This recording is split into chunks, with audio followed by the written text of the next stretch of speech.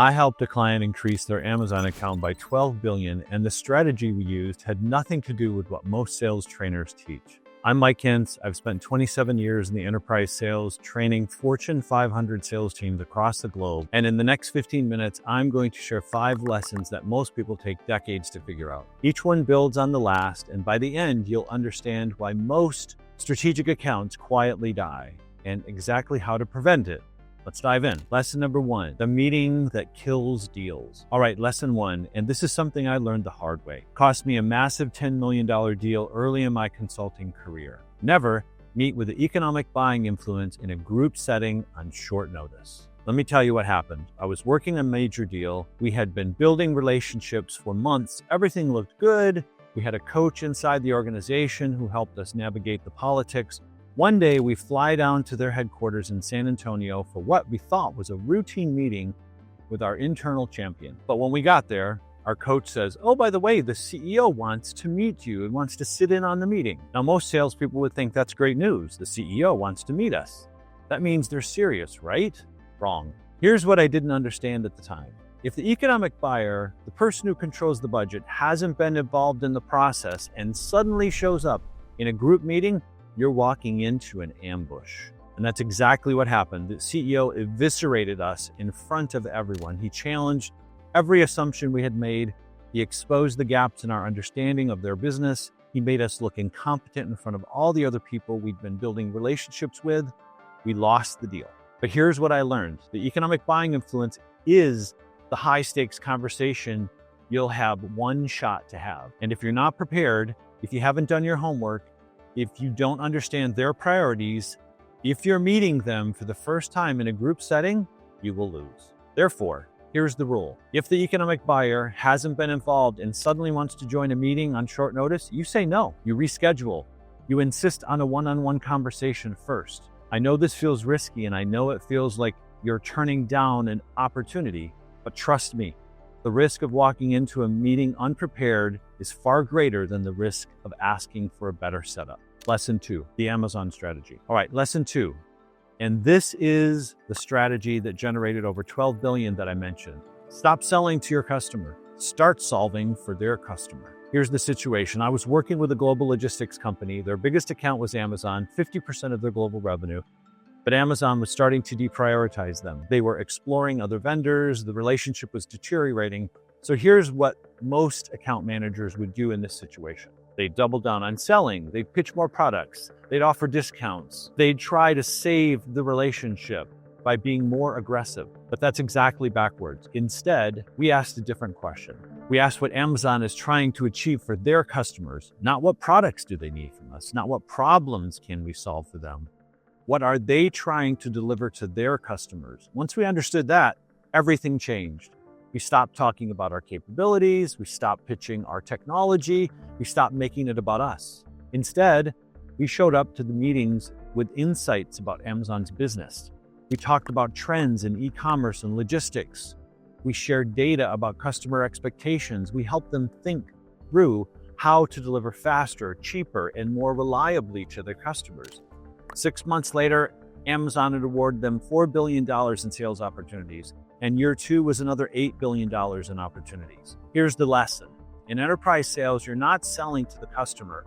You're helping the customer win with their customer.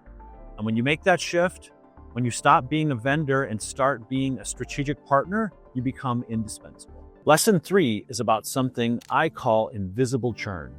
Your biggest accounts are dying 6 months before you realize it. Here's what happens. Most companies track revenue. They look at quarterly numbers. They celebrate when revenue is up. They panic when revenue is down. But revenue is a lagging indicator. By the time revenue drops, the relationship has already been dead for months. So what should you be tracking instead? 3 things. First, access. Who are you talking to, and are you still getting meetings with the C-suite, or have you been pushed down to a lower level of context? Second, information flow. Are they still sharing their strategic plans with you? Are they telling you about their challenges, their priorities, their internal politics, or have the conversations become transactional? Third, proactive engagement. Are they calling you with questions? Are they inviting you on planning sessions? Are you always the one initiating contact? If any of these three things are declining, your revenue will follow, guaranteed. I've seen this pattern dozens of times. A $50 million account that looks stable on paper, the revenue is still coming in, but the relationship is quietly deteriorated. The account manager isn't getting calls back as quickly, the strategic conversations have stopped, they're not being invited to important meetings anymore, and then 6 months later, a competitor swoops in and takes the business. So here's what you need to do. Stop measuring success by revenue alone. Build a relationship health scorecard. Track access, track information quality, track engagement frequency. And if those metrics start declining, sound the alarm immediately. Don't wait for the revenue to drop, because by then it's too late. This is why you need a dedicated person managing your strategic accounts. Someone whose job it is to monitor these relationship indicators, not just chase quarterly revenue targets. All right, lesson 4, and this is about the most expensive mistake I see sales teams make. They turn into proposal factories. Here's what I mean. A lead comes in, marketing passes it to sales, sales gets excited, we've got an opportunity, they start working the deal, they bring in the solution engineers, they build custom demos, they write proposals, they involve legal, they spend weeks, sometimes months on this opportunity, and then the customer ghosts them. I've worked with companies that spend $15, $20, sometimes even $200,000 in internal resources on deals that were never real to begin with. But here's the thing, it's not the customer's fault, it's yours. The real problem is that you never qualified the opportunity properly. You never asked the hard questions. Is there a compelling event driving this purchase? Do they have budget allocated? Have we identified the economic buyer? What's the decision-making process? Who are we competing against, and why would they choose us? Most salespeople don't ask these questions because they're afraid of the answers they're going to get. They're afraid the customer will say, actually, we're just exploring options, or we don't have a budget yet. But here's what I've learned after 27 years. It's better to know that information early and walk away than to waste months chasing a deal that was never going to close. So here's what you need. An opportunity scorecard, a repeatable qualification framework that forces you to answer these questions before you invest in heavy resources. And here's the key. You need to be willing to say, this doesn't meet our standards. We're walking away. I know it feels like you're giving up opportunities, but the best salespeople I've ever worked with are ruthless about qualification. They kill deals early, they redirect resources and energy to opportunities that are actually real, and their close rates are 2 to 3 times higher than everyone else's. This is what separates world-class sales organizations from mediocre ones. It's not about having more in the pipeline. It's about having the discipline to focus on the right opportunities. Final lesson, and this is one that most companies completely miss. Your biggest accounts are your biggest risk. Think about your business. If you're like most B2B companies, 10 to 20% of your accounts represent 70 to 80% of your revenue.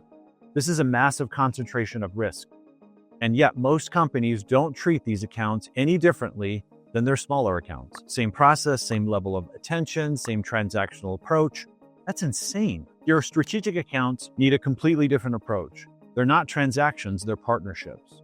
And partnerships require investment. Here's what that looks like in practice. First, you need a dedicated account manager, not someone juggling 50 accounts, someone who owns this relationship and knows the customer's business as well as they know their own.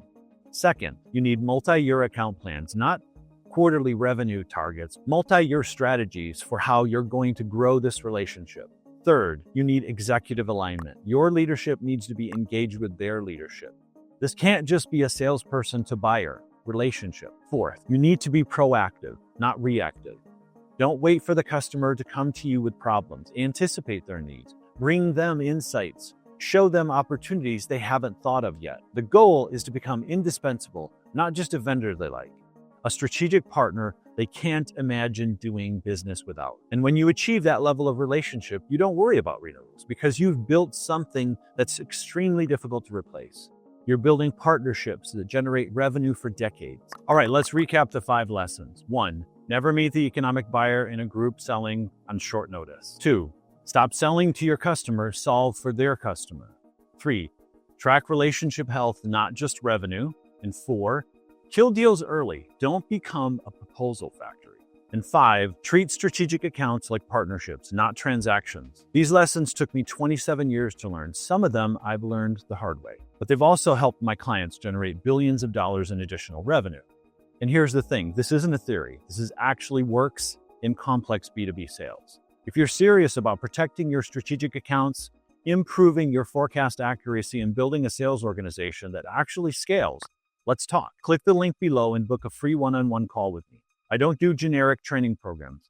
I build custom solutions that fit your industry and your specific challenges. If you found this valuable, subscribe to the channel. I share insights like this every week, real tactical advice for enterprise sales and strategic account management. And for even more hacks, watch this video right here. Thanks for watching. I'll see you there.